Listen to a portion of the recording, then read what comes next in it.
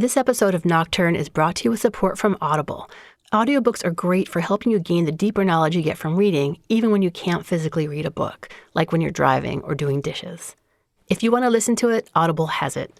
Audible is offering Nocturne listeners a free audiobook with a 30-day free trial. Just go to audible.com/nocturne or text Nocturne to 500-500, browse their selection, download a title free, and start listening. It's that easy. Audible has an unmatched selection of audiobooks, original audio shows, news, comedy, and more. Your books are yours to keep. With Audible, you can go back and re-listen anytime, even if you cancel your membership. I'm currently really enjoying Why We Sleep by Matthew Walker. This is an incredibly comprehensive book that answers a huge array of questions about sleep, from how sleep affects learning and mood, to why you really do need 8 hours of sleep, even if you think you don't, to how lack of sleep can affect safe driving even more than drinking alcohol. Why We Sleep is both informative and relatable, not just supplying interesting facts, but also giving information that can help you sleep better and be healthier. Get a free audiobook with a 30-day free trial at audible.com/nocturne or text Nocturne to 500-500. That's audible.com/nocturne or text Nocturne to 500-500. That's Nocturne with an E.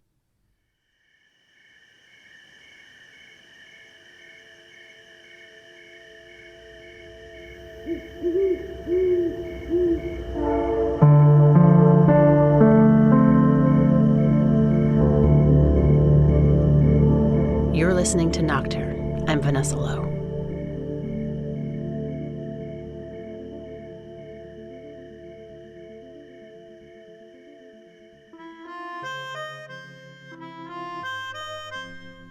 One of the things that changes instantly when you have a baby is your relationship to sleep.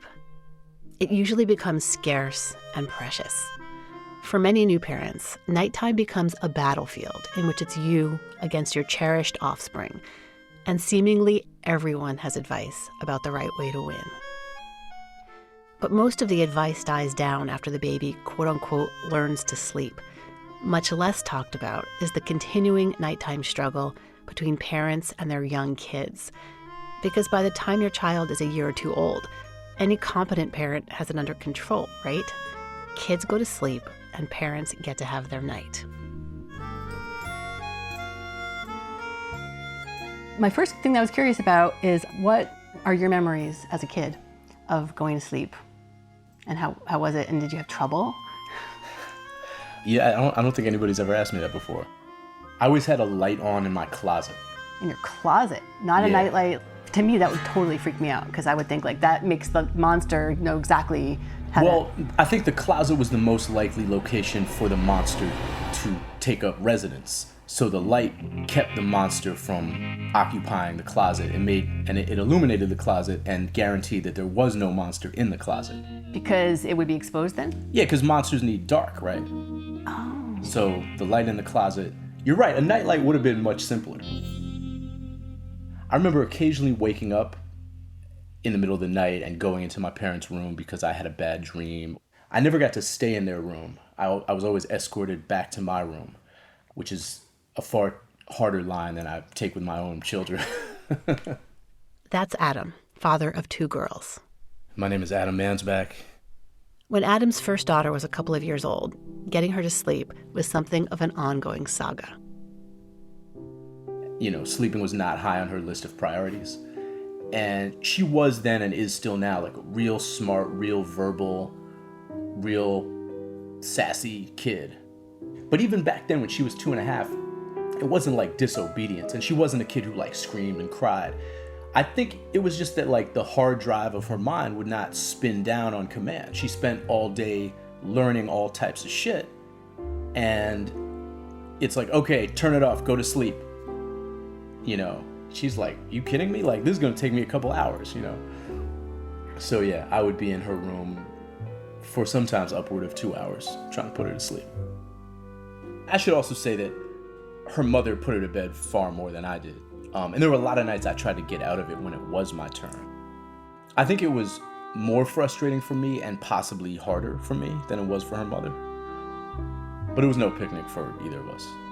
Was she scared, or was she just kind of like on? No, she was not scared at all. There was no fear. There was just kind of a bubbly, effervescent, talkative. She just wanted to hang out, you know, she just wanted to party. The idea that on command she should just like be still, close her eyes, made no sense to her. The idea that in order to go to sleep, you had to act like you were already asleep, like, did not compute for her. But she also didn't want to be alone. I mean, we painted ourselves into that corner. What do you mean? You know, she was like in the bed with us, and we didn't do the sleep training thing. We didn't do the, you know, the Dr. Ferber thing. Her mother and I were definitely much more on the like attachment parenting side of the spectrum. Attachment parenting, if you don't know, is a parenting philosophy that stresses empathy and lots of physical closeness for babies and kids. Think co-sleeping and breastfeeding past 6 months. We were living in this carriage house, and there really was only one bedroom. So that might have had something to do with it. But, you know, also we were like on some laid back family bed, cuddle and be cozy kind of shit. I pretty much had to just lie there with her. She was really little, so I think a lot of the time, depending on the time of year, she was probably going to bed with light out, which always feels wrong to me. You know, no matter what age a kid is, you're like, go to sleep, and the like birds are singing, you know, the sun is shining, ice cream trucks are like pulling up. You know? It's the worst. So you would mostly just be lying there for hours, just like thinking? Yeah, thinking, trying to stifle my own fury. I definitely tried to sneak out a lot. What would happen if you were like, okay, you stay here and I'm going to go and you'll fall asleep? Crying happened, and like pleading and like, Papa, come back, you know, that kind of thing. And did you always just come right back? Yeah, I was a total sucker. Like, I'm pretty soft touch when it comes to, you know, my children.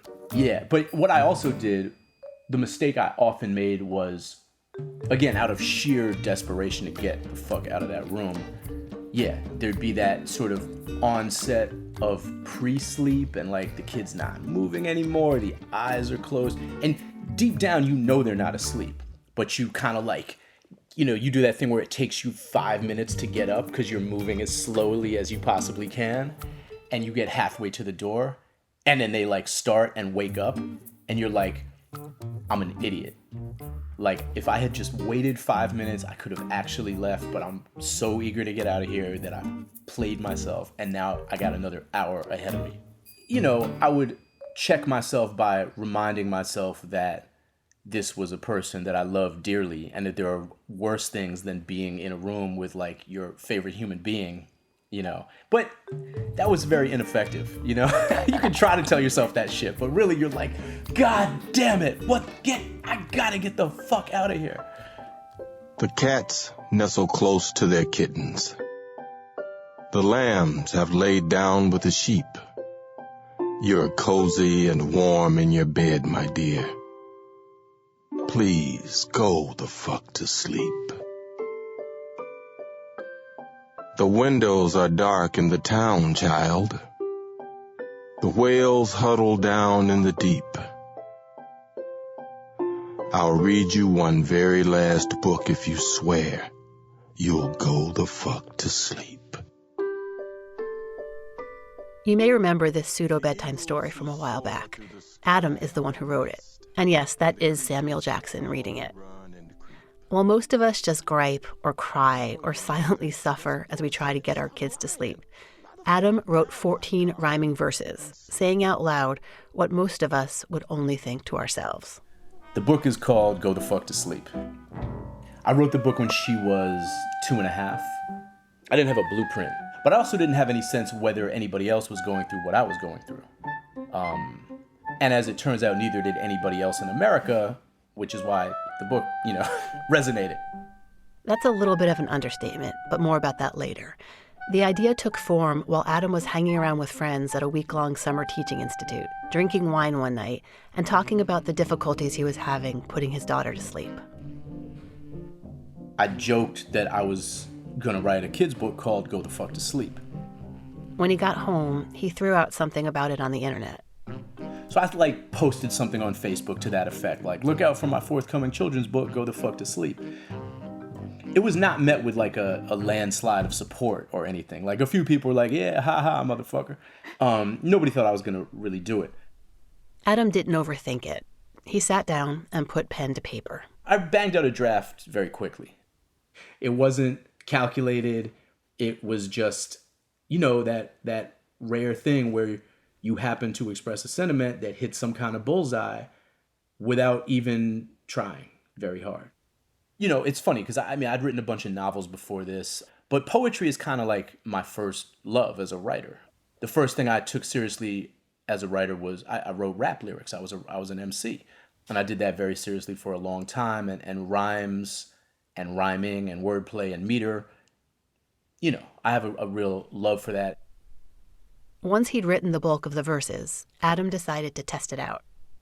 And I read it at a family party shortly after, and it was very well received by everybody from my 80-year-old great aunt to kids probably who were too young to hear that level of profanity. When he realized the thing had legs, he set about making it into a book. I called my friend Ricardo to do a couple sample illustrations, and it made its way to my friend Johnny Temple, who's the publisher of Akashic Books, which is an indie based in Brooklyn, that I thought would be, if anybody was going to get this and be willing to do it, it would be Akashic. And I knew that Johnny had a couple small kids who didn't sleep. He had told me stories about, he had kids who only fell asleep in the car. So he'd be driving through 3 boroughs a night. I had another friend whose kid would fall asleep in the car, and she would just drive around the block. And she did it so much that her right side tires wore out a year before her other tires. Johnny, the publisher friend, said he wanted to put out the book, but even then, it wasn't a done deal. It was funny. We went through this phase where he wasn't really sure he should publish it. I wasn't really sure he should publish it. He thought it was funny. I thought it was funny, but we also thought that maybe we were the only ones who would think this was funny. And, they weren't in the business of publishing this kind of book. First of all, because this kind of book didn't exist. This genre wasn't really a thing. But they didn't do illustrated books. They didn't do kids' books. They didn't do fake kids' books. And he was like, okay. But he didn't publish it. And he was like, yeah, I don't know, man. And I was like, I don't know either, man. We might just be shitty parents. We were flummoxed by basic stuff like where in a bookstore would you stock this? Johnny printed out a copy and brought it to Greenlight Books around the corner from his house in Brooklyn and was like, what do you guys think of this? And they were like, we love it. It's hilarious. And he was like, where would it go? Because, we were like, it doesn't go in the kids section. And they were like, we put it in the parenting section. And I remember Johnny called me and was like, Adam, there's a parenting section. Confirming the earlier thesis that maybe we were just bad parents. It turned out that they were not the only ones who thought the book was funny. We send it off to press. It's not supposed to come out until October of 2011. But in April of 2011, I give a reading of it. I had just gotten a PDF of it, the finished PDF. And I had been asked to give a reading at a museum in Philadelphia where I was living at the time. And it was this evening of salon performances, 10-minute performances, and there were a billion of them. And there were probably 200 people there. I read the book and it was well received. It really went over well. There was a lot of laughter. But I didn't really think anything of it. And I woke up the next day and I thought to check the book's Amazon ranking because the book had just gotten an Amazon page, which they, often do many months ahead of publication. I think because I was curious whether it even had a page. And also people at the event had been like, where can I buy the book? And I was like, you can pre-order it on Amazon, maybe, So I guess I figured I should check whether they even could. And lo and behold, I open up the book's Amazon page, and the book is ranked 125th in the category of books. At that point, I was a literary novelist. And, if your book is a 4-figure number, not a 5 or a 6 or a 7-figure number, you're excited. 125 was a number so low that it was absolutely mind-boggling. But 125, clearly something was happening. And by the end of the week, the book was number 1 on Amazon. This book, which did not yet exist, which was not even going to be shipped back from China on the slow boat for another 6 months, pretty much. And then there started to be media, there started to be attention. This book that nobody had ever heard of, from this publisher nobody had ever heard of, from this writer that maybe 20 people had ever heard of, was suddenly sitting pretty at number one and staying there. Adam and his publisher realized that they had to speed up publication of the book. They figured it was having its moment, and they didn't want to miss it. We figured this was like one of these crazy blips, and by the time the book actually came out, everybody would have forgotten about it, and we were going to have to try to jumpstart their memory and this kind of thing. The book stayed at number one until publication day, and then for, many months afterward. But that wasn't the end of the drama. Maybe 2 weeks after it hit number one, a PDF that we had put together and were circulating to booksellers in order to familiarize them with the book and try to get them to support a book called Go the Fuck to Sleep, which seemed like maybe an uphill battle to us. This PDF went viral and was like ricocheting around the internet and landing in hundreds of thousands of people's inboxes. And we were terrified when this PDF hit. Like, we thought we might be dead in the water. I mean, why would you buy it? It's free now. But it's a bad look to show up at a baby shower with a low resolution, printed out, stapled together PDF and be like, congratulations, we love you so much. Like, here's some garbage I printed off the internet. So it didn't hurt us. I think it helped because it allowed people to see what was in the book. And possibly as significantly, it gave people a sense of ownership.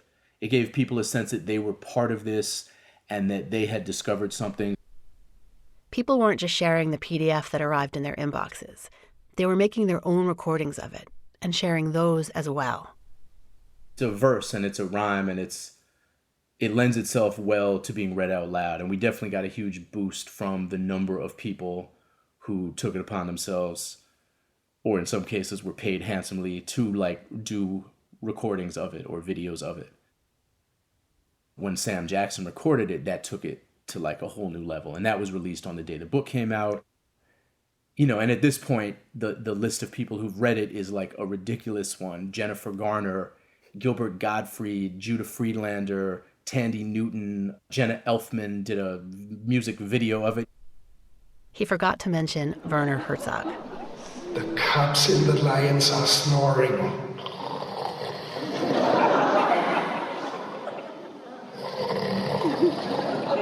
Wrapped in a big snuggly heap. How come you can do all this other great shit, but you can't lie the fuck down and sleep? The seeds slumber beneath the earth now, and the crops that the farmers will reap. No more questions. This interview's over. I've got 2 words for you, kid. Fucking sleep. I think it's in 40 languages and Jamaican patois, which I'm the most proud of, because only 2 books have ever been translated from so-called standard English into patois. One is the Bible and the other is Go the Fuck to Sleep, but only one of them has an audiobook by Shaggy, and it's not the Bible. While no one could have predicted how wildly popular this fake children's book would become, in retrospect, it's not hard to understand its appeal. It gave voice to something that was a pretty universal sentiment, but had been forbidden to articulate out loud. Which is, I think, at the heart of why sleep is so tricky and so agonizing for parents, and eating also, are because these are basic human life drives. And the idea that you can't convince a small child that they should put nourishment into their body or that they should sleep makes you feel like an abject failure, which in turn leads you to question your parenting, which in turn leads you to isolate yourself from the long trajectory of people who have felt this way over the years, which is funny because, we talk about parenting incessantly in this culture, but there are still certain things that people hesitate to be honest about. The difficulties, the times when you want to strangle your kid. There's a lot of people out there who, I guess, the book gave them a certain kind of permission to speak about it, to own it, a certain kind of catharsis just in reading it and knowing that they were not alone, and knowing that this profanity-laced interior monologue was not something that they had to be embarrassed about, was not something that was unique to them. Case in point.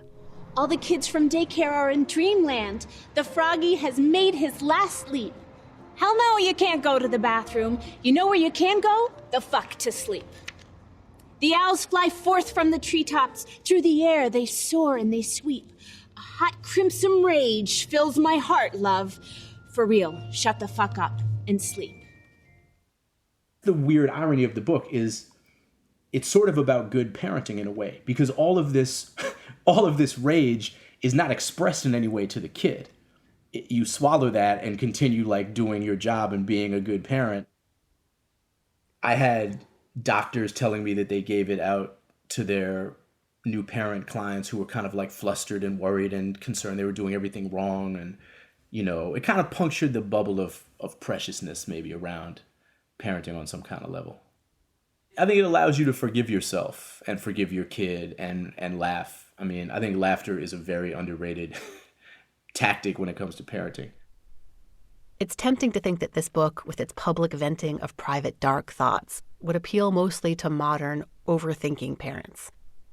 I hear from people all the time who are in their 60s, 70s, 80s. I hear from grandparents. I hear from people whose kids are out of the house, and they remember feeling this way. And it's not, I think, unique to some sort of like hipster parent in their 40s or 30s or whatever. I think it's actually much more universal. It's definitely a lot of like, I wish I'd had that book when my kids were young. Of course, a book called Go the Fuck to Sleep has not been without its critics. So it was like, I would never read this book to a child, which, you know, I've never understood like what blend of literacy and illiteracy it would take to mistakenly read the book to a child. Like it says fuck on the cover, you know? There was a group in New Zealand that tried to get the book banned. Their press release, which I have somewhere in this room, like I kept it because I thought it was very funny. It said something like, while this book may be harmless and even amusing in the hands of normal, well-adjusted adults, it could be dangerous in the hands of aggressive, like unstable adults. And I was like, as is literally everything. Adam's written some other humorous books, including one called You Have to Fucking Eat. These days, though, he's mostly back to writing novels and adapting them for TV and film. But it's the irreverent book about kids and sleep that looms above all else. It had the effect of obliterating, in some ways, everything else I'd ever done. You know, I went from a guy who was known, you know, to whatever extent I was known, for like writing serious novels about like race and identity and culture and class, to the guy who wrote Go the Fuck to Sleep. And every time I do something else that for a minute has me getting any attention for any other reason, I'm like, is this a thing? Like, will I no longer be the Go the Fuck to Sleep guy? You know, like I wrote this movie that came out last year, and like for a month it was like I was just the writer of Barry, and then it went away, and I'm like and then I sold a TV show a few months ago based on one of my novels, and when the trades picked it up, it was like, new show from the author of Go the Fuck to Sleep, and it's like, in no way am I complaining. This shit is not a problem. It's just, it's funny to me.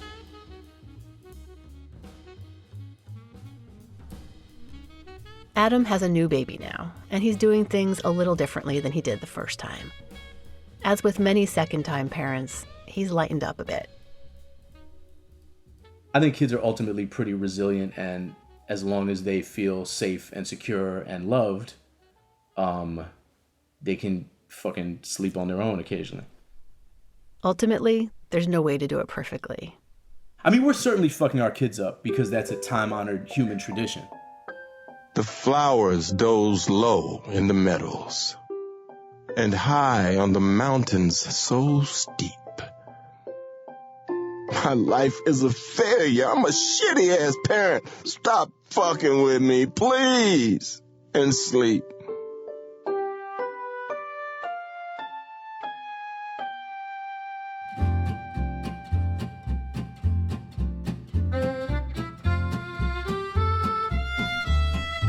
You've been listening to Nocturne. I'm Vanessa Lowe.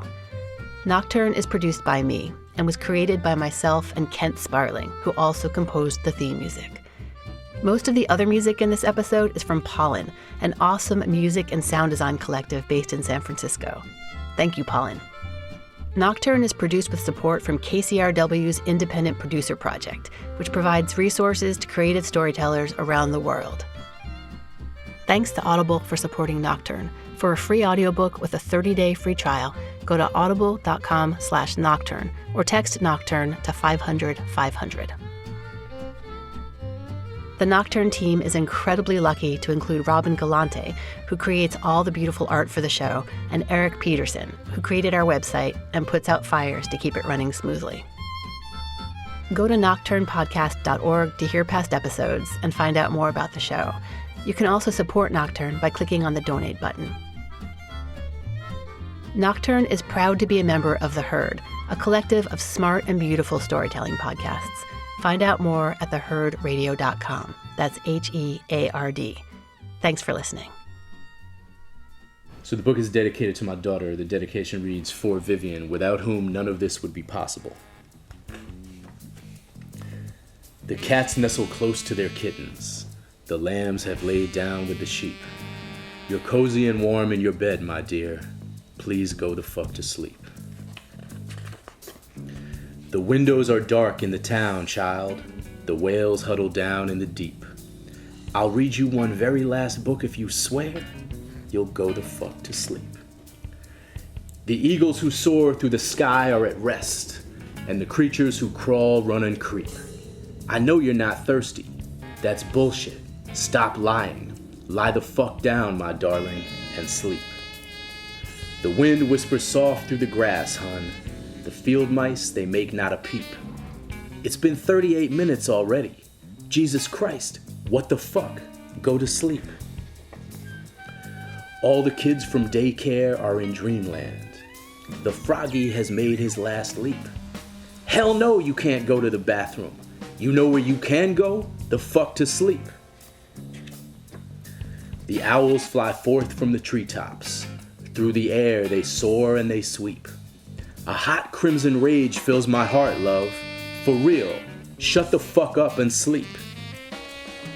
The cubs and the lions are snoring, wrapped in a big snuggly heap. How come you can do all this other great shit, but you can't lie the fuck down and sleep? The seeds slumber beneath the earth now, and the crops that the farmers will reap. No more questions. This interview's over. I've got 2 words for you, kid. Fucking sleep.